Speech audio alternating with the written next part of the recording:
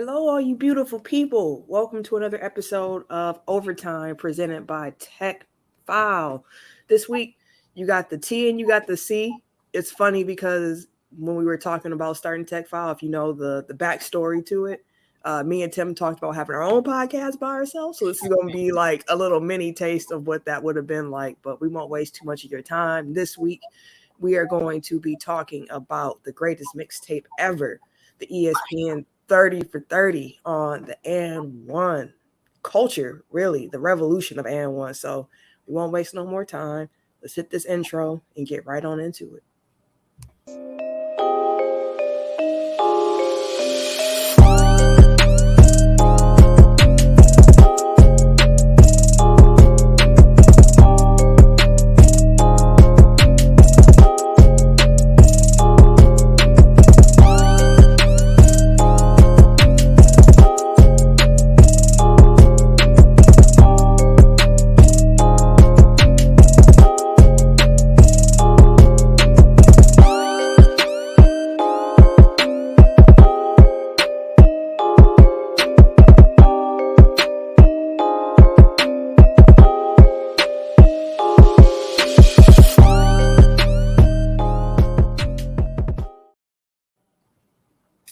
It is your boy TIMKINZ, the number 3, aka Ass Ketchum, aka Mr. Give It To Me. And I know how to cockeye shit like that. That's why I gotta watch the video version. But I'm Camille, point guard of the crew, the real life Tifa Lockhart, the girl next door. You know, holding it down for all the women who love sports. And as I said, Eric's not here this week. Ken is not here this week. You got the T and you got the C, so we're going to get into it. All right, let me get us some music going in the background. Get everything feeling right for us to talk about it. So just to give y'all some background in case you don't, maybe this was your introduction to and1. I don't know, but this documentary was directed by Chris Robinson and Set Free Richardson. Set Free is the guy who's created as being the creator of the first streetball mixtape. So the greatest mixtape ever just takes a look at how 1990 streetball and the and1 mixtape transformed basketball culture at large. So Tim, the very first question I wanted to ask before we even get into like what we learned from the documentary, new things like that. Mm-hmm. When and1 was popping, when it was at its height and streetball was life, were you a big fan of the mixtapes and like the whole streetball play style? For sure. I was actually, as I was watching the documentary, Sam, the wife, was sitting next to me, and I was like, dude, I used to work on that move. That was my move right there. I was like, that was it. Can't do no more. I can't do no less. But no, streetball was. It was, when you say it was a revolution, like it was truly, I think we were in middle school too. So middle school going into high school when and1 was really like popping. So we were at a very impressionable age for that. In essence, like you kind of, like you said, towards the end of the doc, it kind of talks about the impressionable kids too, but like it truly left a huge impression on us because like on the playground, or by yourself, you sitting there working on these moves, or you be like, oh man, I could put the ball in the shirt, make it go around my back and come back out the other side and stuff like that. Like, but it was just dope seeing. Felt like growing up in there, like cats from the hood, just kind of getting a lot of shine, a lot of spotlight, and then it's New York. You know, New York cats is different. All the B's and sons and shit, but it was pretty dope, and I was a huge fan of the and1 mixtape tours. Did you own any of the mixtapes yourself? No, I never owned none of them, but I caught what I could. Then when they started having them on ESPN and they was going through like the street tours, like I was definitely into that a lot. Yeah, for me, and1 just kind of like what you hooped in. First off, like they kind of showed you what you're supposed to be hooping in. Like everybody was wearing the big baggy shorts, the big t-shirts. I mean, your t-shirt had to be big if he's gonna put a ball through and spin it around. Like, ain't no way you doing that with how we wear our clothes now. Like, it's just not enough space unless you had like a little Nerf ball going around you or something like that. But for me, like I remember when the mixtapes were coming out, my uncles, like as people know, like my 4 uncles, and they're the ones who really cultivated my love of sport. and none of them was like watching the N1 mixtape. That was too much for them. Like they weren't into all that. But like my big cousins were the ones who were like, "Yo, you got to see this N1 mixtape. Like it's this dude Hot Sizzle," and I'm like, "What?" And they're like, "Hot Sauce." And I'm like, "This man's name is Hot Sauce." Like, but still why when you see them. right, and seeing those tapes, it was just like I ain't never seen nothing like that. And at that point in my life, I had only been out of state to Michigan, where I lived there for a year. Like I had never experienced the East Coast. I've never experienced anything about what New York life was like. And I felt like the N1 mixtapes helped give me like a weird little view into what New York was like seeing some of the outdoor courts and seeing how the court was in the middle of the hood, like it just like smack dab in the hood. Like here in Milwaukee, thinking about like street ball culture, like I used to go with my cousins to Lincoln Park and to McGov, and like that's not the same feeling that I got watching the N1 mixtapes. Like they were literally in the middle of the project. So Record Park is legendary for a reason. Yeah, and it was cool. Like I wasn't like a super big N1 fan. What I was a big fan of personally was NBA Street, which took the street ball culture and used NBA players to give you that feel with a mix of creative players who kind of resembled some N1 guys, if you want to say that. Like I never got the N1 video game. I only played Street.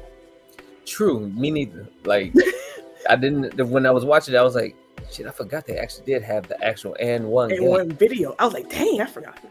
I didn't play that. I didn't want to rent that from Blockbuster. I didn't want. And there's no shade to the players. It's just none. That wasn't. I wanted the animated joint. Yeah, and like I had already played Street, and Street had more players that I like knew. Like, oh, I can play with 3 Michael Jordans. Like, of course I want to play with 3 Michael Jordans. Like, come on, man. But yeah, NBA Street helped me like really get into that culture. But we can come back to the video games a little bit later. Who was your favorite N1 player? Like, did you have a favorite who you were like? Hot Sauce? Yeah, that was probably Eric. And then later on, when it was watered down, I really fucked with Professor. Me too. that white boy was hooping. He was cold. He was dishing the diamond, dog. Yeah. And then Escalade. Escalade. He was Escalade back in the day, fam. He was the smoothest big cat I ever seen on the court, my guy. Like my man, he was getting his roll on for real. Do you know how he got his nickname? Do you remember? Escalade. Mm-hmm. They said he was playing ball in the park, and he went up and about to dunk on somebody, and somebody thought they was gonna be able to block him. And when he went up, he just knocked the dude like all the way back. Like dude just slid across like. It's a big dude. So the other dude trying to play defense just slid all across the court, and the crowd went nuts. They're like, "Oh, you just got hit by a truck." And then someone said, "No, you just got hit by a brand new Escalade." So then they started calling the dude Escalade. Like, you're gonna get hit by a truck if you're trying to play defense against him. And Escalade was talking about it, and he was like, "Yo, everybody in the boroughs is going home like, yo, this real big nigga, like, he dunked on somebody so vicious, like a big dude, like you won't believe it." And he said, at that point, I knew, like, once I got the nickname Escalade, like it was on. But yeah, the 3 you named are probably my favorites too. Skip to Malu, of course. Like he was the very first one where it was the like original. Yeah, and then he played for the Bucks off the gate, off the hype of the N1 mixtape. Not that he got drafted from the. I mean, that probably helped a little bit. It helped him a lot because these motherfuckers call him the best point guard in the world. I was like, that you never heard of who? You never heard of Fresno State point guard, best point guard in the world. Like, bro, he was our 2nd round pick, and he was cool in the league. Like it wasn't like he was setting the world on fire. Like he was okay too, but on the streets, I get a different dude. Yeah, that actually the knee dribble was what I used to practice that, and I was like, okay. Could you ever do it? Yeah, I used to be able to do that all the time. I told Sam, I think that's probably the only thing I can still do to this day. The knee dribbles? Yeah, I'm gonna try it out. I'm gonna record. I'm trying to take a little TikTok, or maybe I'll do a TikTok of it. But I'm gonna do it off the knees, old knees and all, bro. Just that used to be my shit. That one, off the heezy. That's I was like, yeah. And then and putting the ball in the shirt and going behind the back. Those are my 3. Other than that, nah. But nah, yeah, it was Hot Sauce was for sure my absolute Mixtape because he was just unfreaking believable, bro. Like he traveled a lot, but it was, I mean, that's what I mean. We didn't call it carries and travels. Like if you watch the mixtape tours, and if you heard like the announcer, he'd be like, "No reaching, held your arm." Like, why can't you reach? Like that's okay, that's still like he dribbling right like this in my face. I can't reach. Come on, man. But like it was different. It was real different. Overall, the documentary in its entirety, before we kind of break down pieces from it, what did you think overall of the documentary itself? I thought it was cool. I thought it was a nice little homage to what was the N1 mixtape tour. They definitely got what can I say? Not necessarily ripped off. Not even ripped off, but more so like the first tape. No, who made the money? Who made most of the money the first tape? That was the crazy part to me, when the players didn't even know they were on the skip tape. Right. So it's kind of like, all right, where all of this money go from all this hype from the first tape, and then the second tape come around like, oh, now y'all can come on through. So it was like this one, not necessarily it was ripped off, but they was kind of taken advantage of initially, and it kind of pointed to that too without really digging into that fact, because they could have went a whole route into that too. But it was I liked it. So to your point about how they could have dig deeper into it, like my overall impression of the documentary was that it felt kind of rushed to me. Like it was short. Like this podcast will be longer than that documentary was. Yeah. Like, and I felt like they glazed over some stuff. Like I was taking notes throughout it, and the last thing I typed was really feel like they glossed over things. Real quick, high level view. Like especially when we got towards the end of like why N1 kind of fell off a little bit. They just kind of glossed over. Like it was just real quick. Like it happened. Niggas got old. You know, that's all. Yeah, no, yeah, not all. That is not all that happened. Even the players was like, yeah, it is what it is. And so let's go back to your point, those first little points you made about like the players not getting paid for it and being recognized. Like the way that it came about with Set Free, just kind of like, let me get these tapes that y'all got, because this coach is recording these games anyways, because he's trying to help out. Yeah, he's trying to help out Ray Frost, and like he's cold. He just don't go to school. So if you want to see him hoop, we got these VHS tapes. And when Set Free was talking about how he was mixing, and he was always just listening to music, kind of mixing along with it, and realized how it went together, I was like, basketball and hip hop, it's a perfect marriage. It just fits, like culture and culture. I mean, both things. Streetball in itself, how the documentary was saying, like streetball is New York. Like New York City created streetball, which is always interesting to me to think about, like how the mixtape grew, which we'll get to. But like having Snoop Dogg being an artist on the mixtape, where it's like that feel is different than what we got from Volume 1. But to think that New York created it, okay, and they also credit New York being the birthplace of rap music, it kind of makes sense that the two things would come together in that environment. And synchronicity. Yeah, it just like it was meant to be together in that way. So that was real cool to see, and seeing how they got the first tape out, which everybody called the skip tape. And I like tape, so I it is what it is on that one. Like 98% of the tape was him. I mean, he was the highlight. Like, he was the main event of the tape, and the fact that he had just got drafted too, to be able to see an NBA player in a different environment, and he's cooking cats. Like, I would have thought that like, I remember being like, oh, he gonna be super cold in the league, and my uncles were like, no. I'm actually kind of curious once we get there about their take on it kind of feel like the NBA players, NBA versus N1, like that argument talk about that always an issue.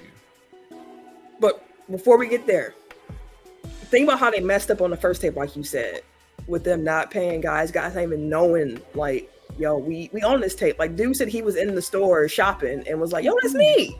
Like, no, it ain't. No, bro, look at me. Oh shit, that is you. To be fair to the clerk in the store, the dude or whatever, it was probably hard to tell initially because these were VHSs. The quality was kind of pixelated. You had to do the tracking, make sure the tracking was right so that you get all of it fuzzy out and shit. I forgot about tracking. Yeah, you have to make sure the tracking was right. Then you finally got it good. Like, okay, cool. I can see. Struggle, bro, so they can just chill now. Watch this 4K. But for them to realize they made a mistake and for Set Free to be like, hey, well, this is my hood. Like, let me try to rectify this. And one thinking like, okay, well, why don't we do like what Nike and Adidas do and endorse streetball players? Like, let's this be our lane.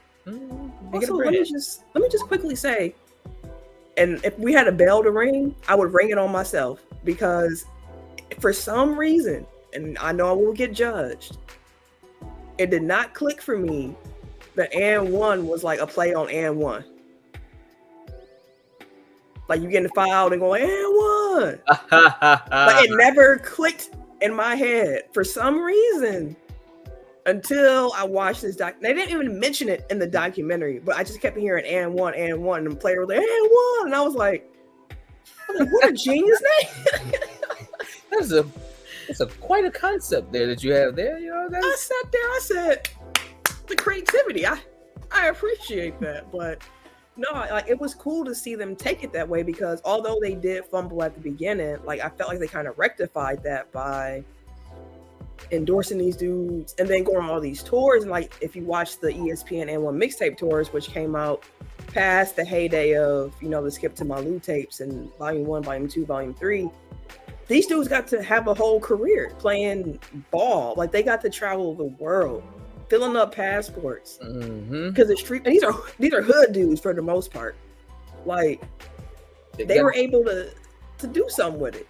They got the chance to truly have the career without the NBA lights and shit. Like, all right, cool. You ain't got to have all of the strict rules, the strict dieting, the strict regimen and stuff like that. Like, yeah, you still have to work on your game, your craft and stuff like that. But for the most part, you just, city to city. Look, hold on, I had a quote. What did he say? He said, free sneakers and free shorts to bust their ass. The hood was free. It's like, hell yeah, that shit. Like, okay, like, and it was legit. Like, we gonna give y'all these shoes, these shirts. Y'all got all this fame, y'all got all this acclaim and things like that before the internet really blew up. Like, it wasn't no Twitter back then to see that. It wasn't no Facebook back then to see that. MySpace wasn't a thing yet, and none of that. Like, it was really just word of mouth, seeing these cats on these, like, you get the highlights from. Eventually, ESPN kind of got involved with it, but it's like you go to these cities and states and stuff like that, like not realizing you got tens of thousands of people who know your name. Like that had to be like it was a shock, but at the same time, you're not getting it from the millions. But every state you go into, people know you. Every state, every city you roll into, cats lined up to bust your ass. Like you trying, like you know it. Player, like you still got to experience a lifestyle and a career of having to just play basketball. It's kind of like, I don't say they was hood famous. Like they were hood famous, but like they were like a level above hood famous because they were also internationally known. Like I don't know how to really explain it, but was like was that white famous? Depends on. Because it's not hood famous, but I don't know if they was necessarily like. I mean, because N1 got pretty big for it, but it did. Hot. It was very hot, and it was like a fucking meteor. It came right for a hot second, then it's gone. But so, when it was hot, it was beautiful. And even when it wasn't as hot, like we're talking late 2000, like not late 2000s, but is that what you call it? Yeah, 2000s. The decade stuff still freaks me out because it's like, dog, how old am I at this point? But too many decades. Yeah, because like they ended up moving from the streets to actually doing arena tours, and then they went back to the street when they were like, you know, it kind of lost some of that. And I think one thing that happened with N1 because they got popular. The thing about street ball that's so beautiful is that it's so gritty. It's street. Again, these were cats playing in the middle of the hood with people on top of you. And when you add in ESPN and Old Spice and sponsors, it's going to get a little pretty. So it loses a little bit of the edge that it had. And then after so long of seeing all these tricks, it's kind of like, how can you keep surpassing what I already saw? And how you not gonna know that this trick coming, bro? Like after a while, like, bro, how you know? You already know he's gonna throw the ball behind your head. Don't go that way. Don't go right. You know he going the other way. Just stand there. And that's kind of how it happened in real life too. Like there was cats that we used to play against that Riley Freeman, like a motherfucker. They just out here dribbling and dribbling and dribbling and dribbling. Couldn't shoot for shit. Dribbling and dribbling and dribbling. You know, in my mind, I've always been defense. So I'm like, all right, I'm gonna learn how to figure out which way these motherfuckers going, stuff like that. Watch the hips, not the eyes. Don't watch the ball. Anticipation and stuff like that. So eventually, you got to the point, just like with the N1 mixtape tour, that you seen it. You've seen it so many times. Like you like, all right, I already know what's coming. You go ahead and throw the ball that way. Let me go ahead and take that the other way because you running one way. I'm gonna go ahead and run where the ball at. It eventually did get. Not I won't even say play it out because it's still cool. Like it's still fun to watch.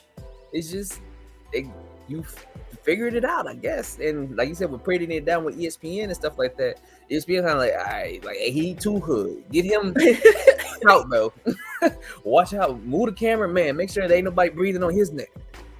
Stuff like that. So yeah, it does kind of take away from the authenticity. The feel.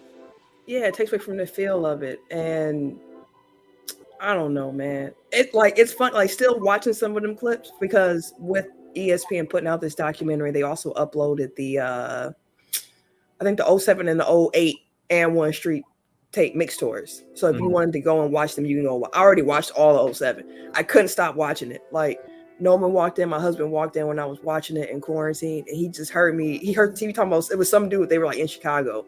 And like each stop, it was like somebody from that city. So you kind of walk around with them in their hoods and they would see family and all that stuff.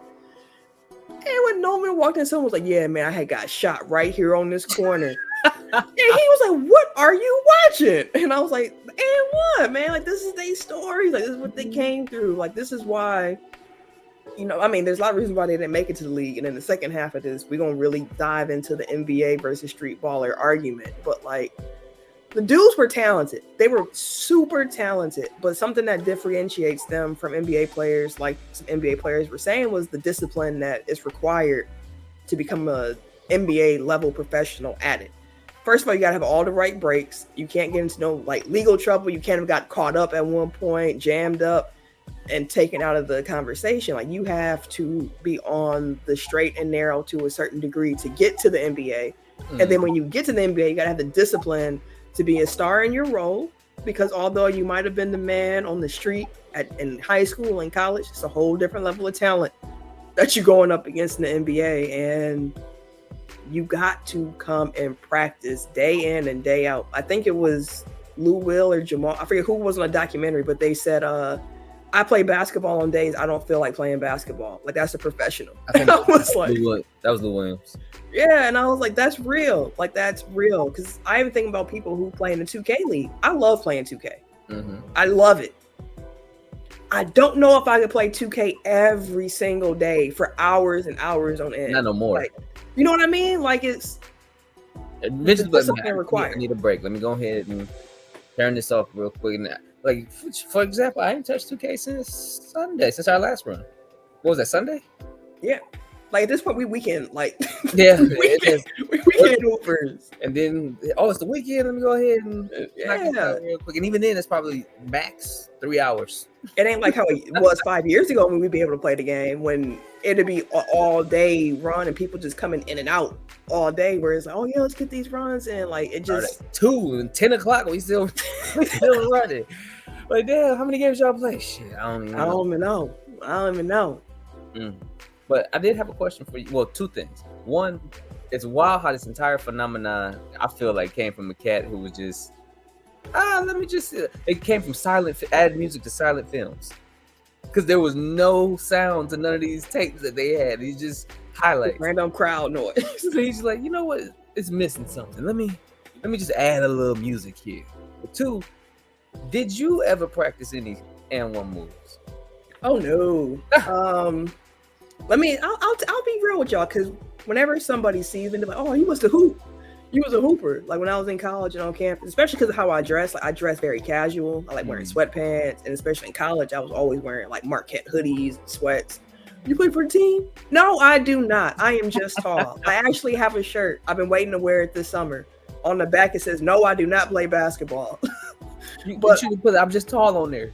Right. But here's the thing. Like, again, I grew up in a house with uncles who love basketball, and eventually my uncle Tony had got a basketball hoop that we put out in the back. So we had a concrete slab poured. He got a hoop, inserted to the ground, and we was out there hooping.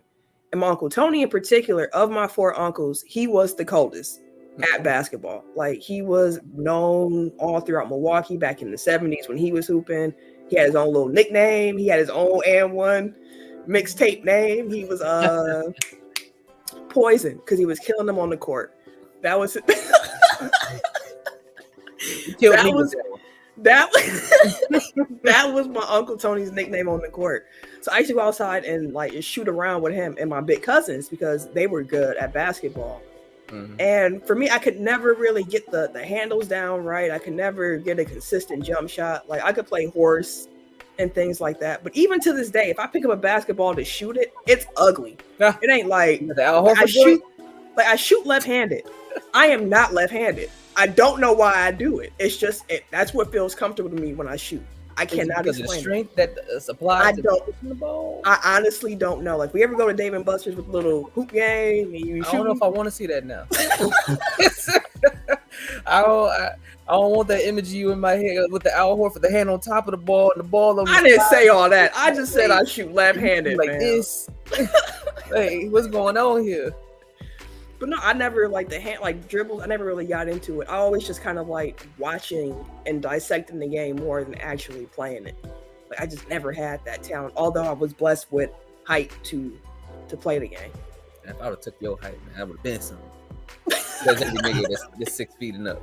If I had your height, I would have been able to. I've been out here wilding. No, man, me playing basketball it's not pretty. It is not pretty, but I can watch a game with you and talk to you about it for show. But no, we are actually running right up to our first commercial break. If you're listening on the TGN app, stay tuned. You'll get a couple minutes of break or a couple minutes of ads from other shows on the network and other partners. If you're watching on YouTube, it ain't gonna be no break or nothing like that. We just gonna be right on back.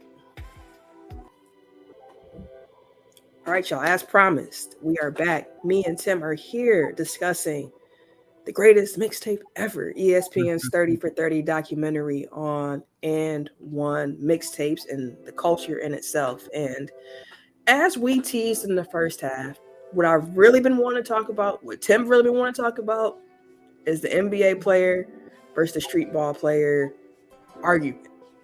Because people always say, hey, these dudes is cold. We saw the documentary, Snoop Dogg and Exhibit. These dudes talented. I fucked with his Exhibit shirt, though. His shirt was cold. His shirt said, my life is a game 7. Oh. I see that. I was like, oh, shit. I was like, I fuck with his shirt. Because he was kind of sitting down, so it was kind of folded over. She was like, what does it say? My life is a game 7. And, she ain't really big into basketball at all. I was like, y'all, the NBA, I know because y'all in the finals with the Bucks. I was like, yeah. So you understand then. Like, that's a cold ass shirt. That's a cold shirt. I wonder where you got. I'm about to Google that. My life is a game 7 shirt. That's cold. That's cold. But yeah, they were sitting there like, hey, these dudes are super talented. I think they could have played in the league.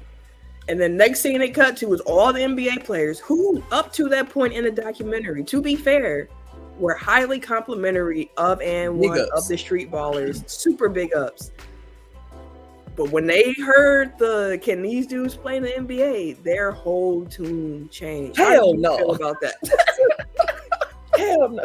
Motherfucker, somebody gave a ha. Oh, I think it was Kyrie. One of the somebody was like the laugh they let out. I was like, damn. I'm gonna try to find the clip. You tell me how you were feeling about everything, though, like with that argument.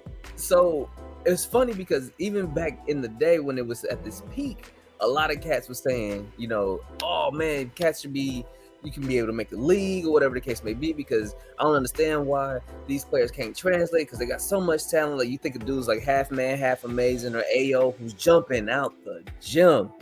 I mean, they killing cats. They jumping over folk. They jumping around folk. Like, springs too. That man he literally had springs. Ridiculous. Today they will be used as the dunk creators in 2K, not necessarily in the damn league. That's the closest they will get to the league, because, like we stated before, and the players stated, like, the type of discipline that you need to consistently be an NBA player is wild. Even Kyrie was like, bro, like, think about it. Only like 5,000 people total in the history of the NBA have been in the NBA. Think about how many cats playing. You got 5,000 cats at McGuff. No, not at McGuff right now, but I'm just saying, like, in the city itself, like you'll have on any given day 5,000 people go through a park and just play. Like you could, and you only have that many total in the history of the NBA. Is kind of it puts it in perspective. Like it's not that easy to get there, and then for you to think that old boy finna come out here with his 42X shorts and his extra large t-shirt, put on a jersey and be able to flip flop that. Now you can't do the N1 joints because they go call every travel, every carry, and they don't even call carrying no more. But in the 2000s, they was calling carrying. Like the traveling, the carrying, they got to play defense on you, son. And then at that time, they all could play Boston Celtics style defense, where you can just go ahead and muff somebody all up in the forehead and the bowhead. Like, no, bro, you shouldn't lose that. You shouldn't get rid of that. Their number one player, who's Rafer Alston, was the second round pick for the Bucks. Like, he was a second round pick, and he was okay in the league.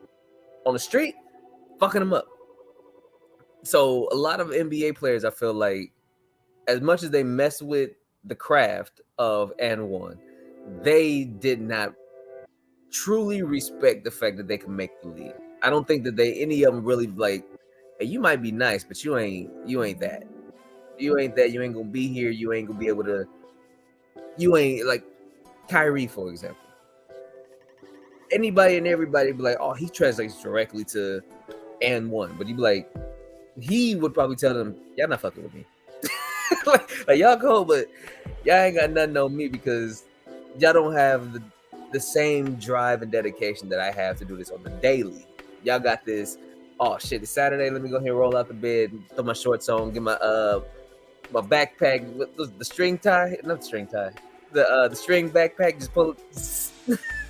the old drawstring backpack. Throw the Dewey on.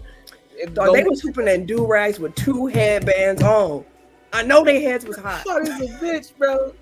But I did find a clip. I'm going to play this really quick because if you haven't seen, I would assume if you listen to this, you've seen the documentary at this point, or you have an interest in it. But like the way the NBA players reacted to that was so funny because legit, like we were saying, they were complimenting these dudes up until this point in the documentary. So ESPN, do not sue me. We are not getting paid from this.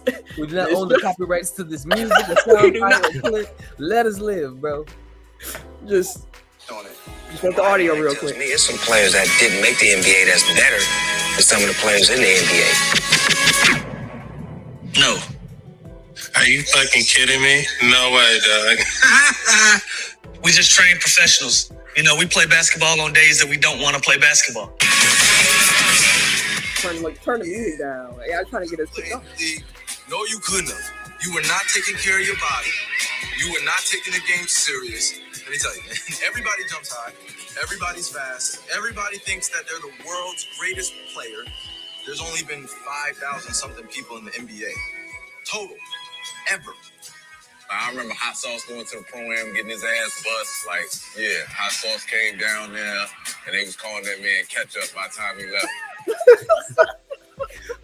I remember that too. Honestly, when it happened, I don't remember that. I do. When he said that, I was like, oh, damn, I do remember that. And that was kind of, that low-key was probably the start of the end of the conversation and one players being able to go to the NBA outside of like Rafer Alston and shit like that. Because, of course, number 2 was Hot Sauce.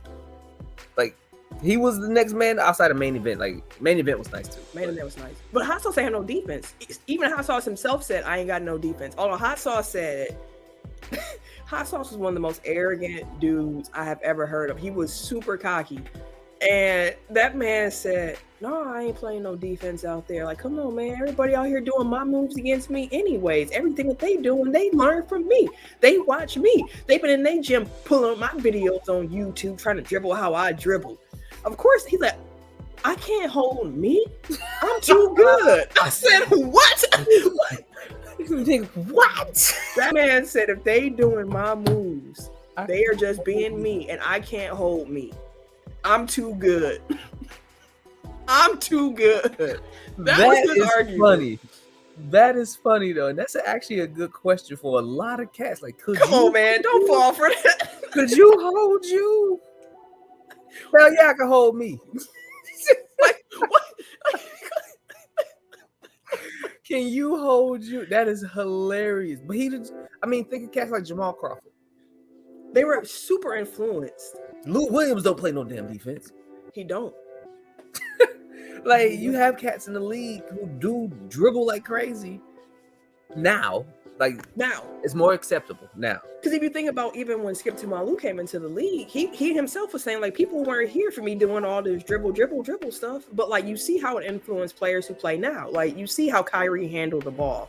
You see how Steph dribbled the ball. You saw how Allen Iverson, I think, him being in the league at the same time as And1 being popping, was just kind of like this nice synergy between, like, what new, like, us young NBA players was looking for. Because Ivo was street culture to the fullest. Like, he was the reason we got a dress code in the NBA in the first place. Dang near. So, Wear your suits, big ass suits. the biggest suits, Steve Harvey suits, extra long. No tailored. All of the joints just free flowing. The suit jacket go below the knee. Like, it was living large in all aspects. But no, like, I agree with you about the street ballers playing in the NBA. Like, I think that's why we've only seen one make it to the NBA. Like, it's only been one. And the flip side to that is what, like, even in the documentary, Kyrie agreed with it. I think Baron Davis did, Amon Shepard. Like, there's NBA players who could not play in the street. Like, it's a different type of energy to have people on top of you. There's no security. Nope. Things ain't cleared out for you. It ain't no refs. All that you have around you is people who are, you got the projects above you. You got people standing above you. People coming on the court after a good play, kind of stop and play. Let's take the ball out of bounds and start shooting. Like, what the fuck was that? People passing joints in the audience, taking shots at Hennessy, passing the Hennessy. They talking to you. Like, even in the mixtape, when it's years later down the line and it was more like dressed up, it was dudes like at the gate, like yelling at the player, like, you trash. You ain't gonna beat our hometown team and one and da. Like, on they heels, saying hot sauce wears panties because he ain't playing right now. Like, they were on heels. And because they on top of you, you can't stop it. So I got two questions for you. Mm-hmm. And they're the flip of the same question. So the first half of the question is, what NBA players, we can do all time, do you think would have thrived playing in street ball settings? And then what NBA players do you think could not come outside in that environment? I will give the top two shooting guards in NBA history a yay on those. I feel like Jordan and Kobe both would have been perfectly fine playing street ball because they both talking the most shit. Shoot, you saw Kobe at Rucker. Yeah, Kobe actually went to Rucker and he played, and it was like raining and he was still hooping busting in the rain. their ass, and talking shit, which is my point. Yeah, like, yeah. They cats like that you feel like just we seen Kevin Durant at Rucker. Yeah, and Kevin cooked. Clowning. Like, that added to Kevin Durant's legacy, that Record Park game. And I think there was a horse game that he played on ESPN at one point that added to his legacy as well. Like, different little park joints. I do feel like Kyrie could be one of those cats that can go there too. Yeah. Like, he could be preaching, but I feel like Kyrie would be one of those cats that can make it there. Any bit Shaq is a big dude.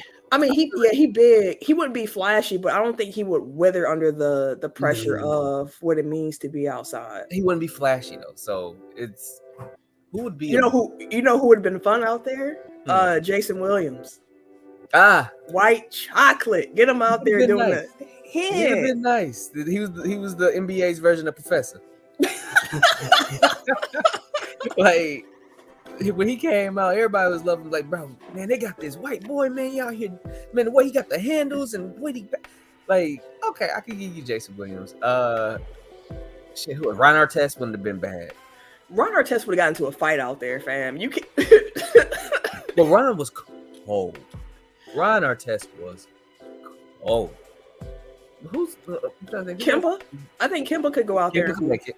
Not Kemba right now. We know Kemba is bad. We talking. This is all talking of like Bleacher Report, the portal, like during their primes, going out on the street. Anybody even like that John Wall when he was younger.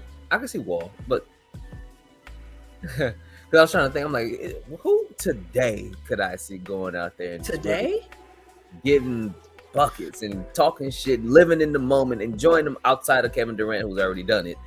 You know who would be interesting, like of current players to see out there? Luka Doncic. I was thinking Luka. I was like, because he might be Luka might get out there and do his, and he's just as flashy. He big as hell, just as confident. Like I think Luka probably could go ahead and slide up in the hood real quick. Go ahead and get to Rucker. And show Let me ask you this: what about Giannis? I was thinking. So as I'm talking Luka, I was thinking about Giannis. Giannis grew up in the hood in Essex and Greece and shit like that. So he had his own backdrop of being able to like be able to withstand some stuff like that. He's not flashy though. No, but he can dunk. Like he's gonna go up and get it. It wasn't and one dude. Go get it. That'd be honest. Go get it. We just gonna keep throwing these up. Go get it. Then you gotta throw it up like just he running full speed down the court. Like bro, 3 steps. He went from one end to the next. It ain't that same size as the NBA court. Like 3 steps, my man's down there. Giannis will probably pull up from half court. You know what? I can see Giannis. I can see Giannis going to a Rucker Park and trying to do some shit like that because he has just that amount of confidence and that much of not giving a fuck to really go out and like, you know what? I'm here, might as well. It's actually a few dudes in the league now. I think really could, like even Trae Young. Like Trae Young showed me when he was in the Garden, like all that other stuff around him. I think Anthony Edwards might. Oh, Ant-Man would be fun. Ooh, John Morant. Like it's some young dude. I mean, John said he grew up playing on the concrete anyway, but that's nothing new to him. Like I would love to see Ja out there. Those are the ones I think of in me. Like Anthony Edwards was one of the first ones I thought of as far as like the current cast. Now I didn't consider Trae, but Trae, yeah, Trae definitely. I didn't think about Ant, but that's a great one. I think he would definitely thrive out there. Come out to talk. It was someone else in my head too, and I just forgot him that quick. Oh, of course, like the dudes who were Jamal Crawford, Lou Will. Like I think dudes like that can definitely go out there and hoop. You think Chris Paul can go out there? That's too much talking. I think that's too much talking, too much yapping, too much hostility. Like he do some dirty shit, somebody might hit him in the shit. I think Chris Paul is steady enough to go out there. Like he would just try to be the point guard. Like he's just gonna try to set everybody else up, have some fun in it. I think he could do it. A harder question, I think, actually, because I didn't think we were going to be able to name as many players as we did, especially like right now. The other flip side of that question, like who can't go out there and who? Cat. He was the first one I thought of. I was like, who can't? Oh no, he can't do that. Why you don't think Cat can go out there and live in the? No. Why? He barely go out there today. He go out there like once Cat's getting his. One of Cat's biggest issues is once Cat's getting his head, he's done. That's true. Ain't no way in hell Johnny or Bobo or whoever the fuck in the stands is finna go on and start getting his shit off on Cat. Like, oh, that's fuck true. You, big light skin ass. Like, no, bro. Like, they already finna be in his head. And then the Cat's on the court is still talking. Yeah. You got a cat my size coming up from streetball and shit like that, coming up and start cooking him? Hell no. Hell no. Granted, Cat cold. Don't get me wrong, Cat is cold, but it's just a different environment. It's the mindset too. Like you gotta have the mentality. Like I see Durant because Durant, like he always felt like he was the best scorer on the planet at all times. He don't get rattled. He's just Durant's steady. Like I don't know, not Cat. Who came to mind for me first was Devin Booker. After I saw the video of him getting mad that he was getting double teamed in practice. Joakim Noah, like, yeah, we out there doing that. Yeah, we double teaming you. That's what we do here. We double teaming and pick up and rack. Yes. No. You scoring? Yes.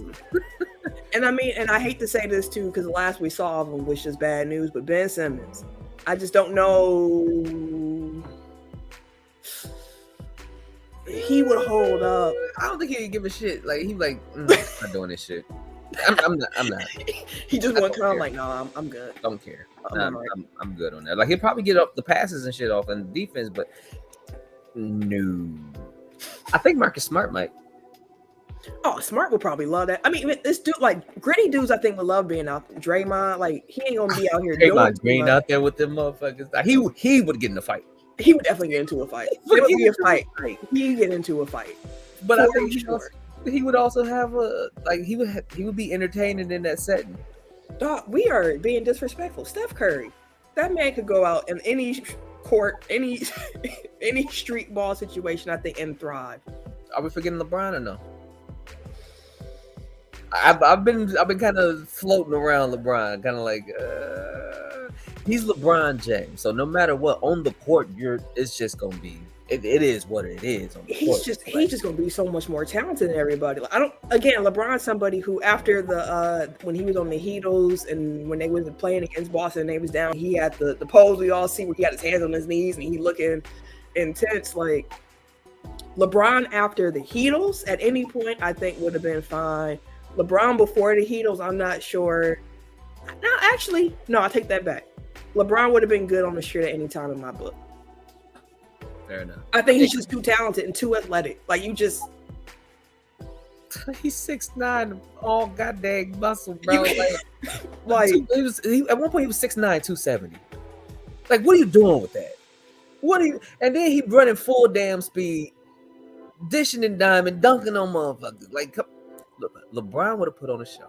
Anybody else? Yeah, I think LeBron. Yeah, I think LeBron will put on. Everybody who's listening to this, let us know some NBA players that you think could have been thriving out there on the street. Like they put up at Rucker Park tomorrow, they'd be all right doing so. And then let us know who you think could not survive under the pressure of street ball. Like that's interesting to me. But we only got a couple minutes left of the show, so before we get into like our outros, I want you to pull up the notes that you took while you're watching the documentary and just give me any last thoughts that you had of things that we didn't get to cover while we were talking, just throughout the documentary. And I'll do the same, and then we can sign off for the people. It's only one left. Me and you actually kind of talked about it before we did this, but the West Coast versus the East Coast, and how like the impact was a little different. And actually watching the doc, was like, damn, the West Coast is the reason why it got watered down. You think so? Ooh, elaborate. So there's even in the doc, they start bringing in Snoop and Exhibit and stuff like that. But they were also saying that during that time frame in Venice Beach, like you started getting some things that was rehearsed. You started seeing some things that was already a little choreographed or stuff to that nature. So it lost the authenticity. It lost the feel of it being organic. And some of the N1 players was even saying that like out there in Venice, like, you start seeing a little bit of the theatrics and stuff like that. And you're like, oh, well, this is kind of set up like that already. Like from that point, you start losing the realm of believability of, oh, damn, did he really cross him like that or did he let him? Did he really cross him like that or did he let him? I see what you're saying. So it's like, I felt like they was like, once Venice Beach started like incorporating some of their stuff, it kind of took away from the real gritty feel of it. Like you out in Venice Beach now, palm trees in the background and shit, blue water, you got the ocean and stuff like that. Where it was beautiful though. Like who won't want to hoop there? And I hear you, but then it's no longer like, I can't say it's not hip hop, but it's no longer that gritty. It's not New York no more. No, you ain't got the hood in the background and shit like that. Like skyscrapers of the projects, bro. Like looking down on you, got cats on the railroad tracks looking at you. Like, bro, why are you on the railroad tracks? Anywhere in the world you could have been. You just had to sit on the tracks. Like you lost some of that. Like now you got dudes rolling by on you with the shit. Nice shot, my guy. Them white man can't jump and shit. Like, all out in Venice Beach, like they lost a lot of that, I guess, the street cred part of it. And it kind of got watered down. I think that was the start of the end of Animal. That's fair. Because even, in the documentary, they said that after Mixtape 3, the Volume 3, that was the downhill point. And they said 06, 07, that's when it really started to die. So, like, when you watch the ESPN N1 Street Tour Mixtape series, the one in 07 is like they were trying to recapture what made them successful. And that's why they went back to the street. But just looking at my notes, they should all feel proud of themselves. I definitely want to say that. Like, they went from Rucker to Madison Square Garden to Singapore to around the world. Like I said before, like everybody who was involved with N1, all of the dudes who helped influence NBA players coming up, just people in general, adding to the culture. That's what And1 did. It added to the culture. And when I say the culture, of course, I'm talking about Black culture, the culture which all of American culture is built off upon. But I also wrote, as soon as I heard Bobito talking in the documentary, I got geeked. I know that voice from all the NBA Street days. I said, Bobito! Yes, he was hyped too in the documentary. I wrote that Dr. J's, which is the store that first showed the mixtape, is pretty much the Big Brother version of Bouchard's or Playmakers if you're from Milwaukee. Yeah. Pretty much. Also said, why is CC Sebastian in this documentary? Because it reminded me, basketball is like the only sport that you could really do And1 type of stuff with. I think of that Chappelle Show skit. I don't know if you remember that one where he was doing And1 bowling and And1 like none of that shit worked out. It just don't work in nothing else but basketball, which is part of, like, again, you mix basketball with hip hop. Two things created in New York City. Well, not basketball, but street ball. Put them together, and it's something that's super beautiful. Didn't play the And1 video game, which we said. Hot sauce being called ketchup is classic. That was hilarious. Again, fueled the downfall of And1. But yeah, like we said before, I enjoyed it. I wished it was longer and went more in depth. But overall, what we got, I'm not mad at it. I enjoyed going back down memory lane that way. I wish I could play NBA Street. That's one of my all-time favorite video games, just period, volume 2 in particular. But yeah, man, we're gonna get up out of here. But as you listen to this, if you have not yet listened to our regular weekly show, episode 253, Fitzmagic, make sure that y'all go and check that out. It is available wherever you listen to podcasts, because as a reminder, Overtime is our second show. So make sure y'all support the OG show as well. Make sure that you follow. We got merch on sale now. Hit the link in our bios. Hit the stove. Gear up. You see it out here. Go ahead and I got my good news joints, but hey, gear up. Yeah. You know what I'm saying? We out here. Good news, tech file, collab. So yeah, we appreciate y'all support. We hope y'all enjoyed this episode. Make sure y'all share it, and share it some more. So Eric's social on Twitter at Bugsburner. That's all you get. If you want to follow, if you want to follow Ken is K Harris 216 on Twitter and Snapchat. And it's Everyday Gentleman on Instagram. Everyday_gentleman on Instagram. And then for me personally, if you want to follow me, you wait a can minute. Me on Twitter, Instagram, and these PSN 2K and GTA streets at Camille Monet, CAMILLE MONAE, because your mom is fancy. Thank you. And happy birthday, Angie. Hey, I know it's Angie's birthday. Happy birthday, Angie. It's on Friday, man. So I just shout her out a little bit early. Oh, okay. Just a little early. Okay. I'll make sure when Sam hit her, I'll hit her. And it's your boy, TIMKINZ, the number 3, aka Ass Ketchum, aka Mr. Give It To Me. We out. Appreciate y'all. Take care. Be safe.